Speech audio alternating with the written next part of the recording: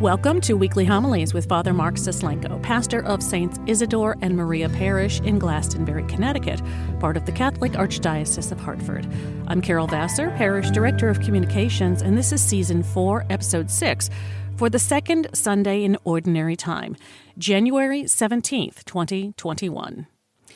Our Gospel reading today is from John chapter 1, verses 35 through 42. John was standing with two of his disciples, and as he watched Jesus walk by, he said, "Behold, the Lamb of God."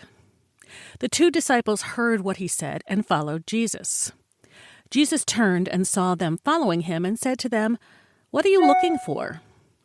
They said to him, "Rabbi," which translated means teacher, "where are you staying?" He said to them, "Come and you will see." So they went and saw where Jesus was staying, and they stayed with him that day. It was about 4 p.m. Andrew, the brother of Simon Peter, was one of the two who heard John and followed Jesus. He first found his own brother Simon and told him, "We have found the Messiah," which is translated Christ. Then he brought him to Jesus. Jesus looked at him and said, "You are Simon, the son of John. You will be called Cephas," which is translated Peter. The Gospel of the Lord. With all that we're encountering personally in our country and in the world, I thought I'd break with my usual tradition this morning and tell you a feel-good story that hopefully can lift spirits and at least put a smile on your face. A little backdrop to the story first. A few months ago, I started this new tradition of, at least on Saturdays and Sundays, of bringing my dog Oliver with me over to church to unlock it. Now, most of you have met Oliver and Harry, at least through the bulletin, Oliver and Harry's Corner, if not directly and in person, where you can hear them barking from my window. Anyway, so in order to pull this off, bringing Oliver over to the church, because I can't bring Harry because Harry doesn't do leash very well. So Harry has to stay home. So we were putting Harry in the backyard so that I could take Oliver out because there's no other way to do this and have it work. So Harry goes in the backyard, Oliver and I come over to church, we unlock the church, Oliver gets his little time, he's all happy, we go home, and then Harry gets all angry because something happened that he didn't know anything about, and it's completed. Okay, over a few weeks' time, Harry caught wise to this whole scheme and then refused to go out. So that cut out Oliver's trips over to the church. So now Oliver is bent out of joint because he can't get his time with Dad over at church. So Oliver, this morning, I think the light bulb went off in Oliver's brain. He said, "I'm going to set this straight." And so he starts this commotion. You would think the biggest squirrel God ever created was in the backyard of the rectory. And he starts howling and going at the door. He wants to go out. Of course, Harry gets interested. Now they're both ready to go out. So I said, "Okay, go outside and get whatever it is you want to get." I open the door. Out goes Harry. Oliver stops, turns around, looks at me and says, "I got rid of him. Let's go." Not making this up. And so I go get the leash. We go over to the church. Oliver gets his Oliver time. He's all happy. We go back to the rectory. I let Harry in. Harry beats up Oliver.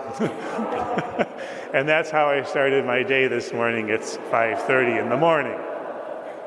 It's good to laugh, especially at the innocence of animals, huh? In our lives as Christians, believers, we have to, at some point, make friends with, cultivate, fall in love with silence, sacred silence. We live very distracted, very orderly, very busy lives. And sometimes we convince ourselves that if we spend some time quietly, we're almost wasting time. And so we don't often put much thought into creating a space of quiet. If we don't do this, if we don't fall in love with silence, if we don't see it as a priority in our lives, then what's going to happen is that we're going to find ourselves listening to the wrong voices. We're going to find ourselves listening to the voices of the world. And those voices often come back at us with messages that speak of fear, of anxiety, of uncertainty, feelings that resonate mistrust, discord, disharmony. We hear voices of apathy, hopelessness, despair. And we lose touch with the truth of who we are. And we get distracted and all wrapped up in this worldly business that causes us to forget what we're really meant to be and do here and who we really are. It's only when we begin to fall in love with sacred silence through the habit of intense, holy prayer that we can begin to listen to the real voice trying to get our attention, and that's the voice of God. And when we begin to do this, we begin to ponder what it is we really, really want and desire. What really satisfies the longing of a human heart, the longing of a human soul. And we start to peel back on all of our superficial desires, those things we think satisfy us, but at the end of the day really don't. And so in sacred silence, in a moment of holy prayer, we can become more focused on what we really are looking for. And I think when we begin to open that up a bit and begin to listen to it, I think most of us would agree that we really would love to return to our innocence. We would like to see that restored, that there's something good about the innocence of life, something holy about the innocence of life, that we really desire to achieve balance, harmony, peace, connections, that we want relationships in our lives that work, not relationships that are broken or relationships that are unjust. And I think we all want to live on this planet that God has given us, united with one another and in peace.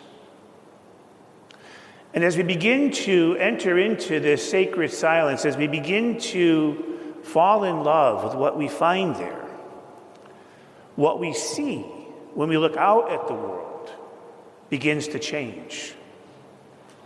Our vision becomes more acute. Our perception deepens.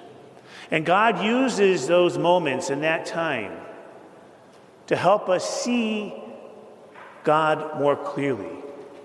And we look out at the world and we can say, "Behold, the Lamb of God." You know, C.S. Lewis has a wonderful quote, which really helps us get a handle on what is it that our faith can really do for us. And he says, I believe in Christianity just as I believe the sun has risen. Not because I see it, but because by it, I can see everything else. I believe in Christianity just as I believe the sun has risen. Not because I see it, but because by it, I can see everything else. You see, when we begin to have this relationship with God, the way we see the world changes. And that's what makes the gift of faith so special.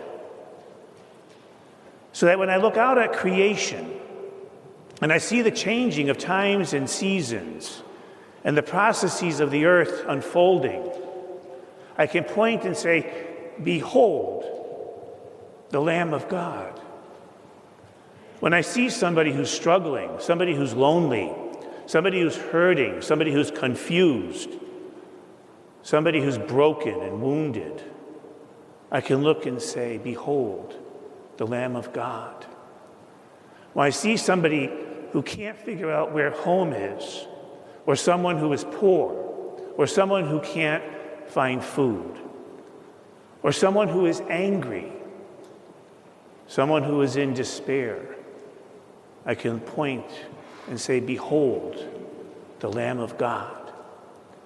If I see someone struggling with illness, facing their final moments, somebody who's imprisoned, I can point and say, behold, the Lamb of God.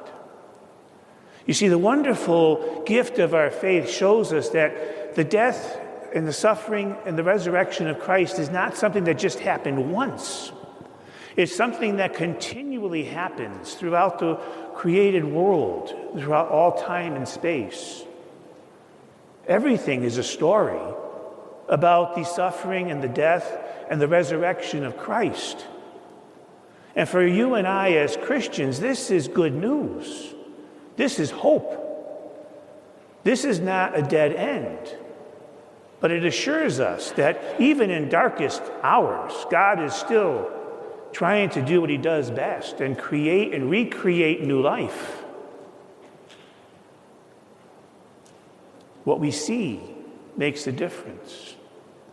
And when we allow ourselves to see, as God directs us to see, the gifts we find in those holy moments of sacred silence, that's when we really tap into meaning and truth.